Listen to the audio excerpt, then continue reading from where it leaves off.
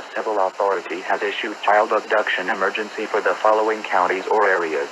Minnesota, at 9:58 p.m. on October 30th, 2022, effective until 10:58 p.m. This is a coordinated Minnesota Amber Alert from the Minnesota BCA. This is a child abduction alert. We interrupt this program to bring you this time-sensitive message. The Apple Valley Police Department is searching for an abducted 2-year-old male named Shannon Yusek Ingram, who only respond Yusek. Yusek is a black boy with brown eyes and black hair, unknown height and weight.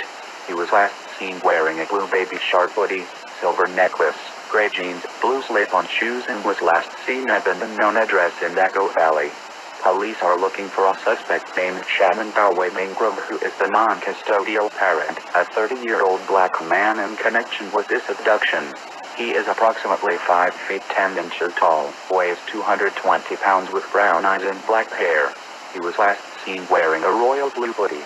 If you have any information regarding the abduction, call the Apple Valley Police Department at 651-322-2323 or 911.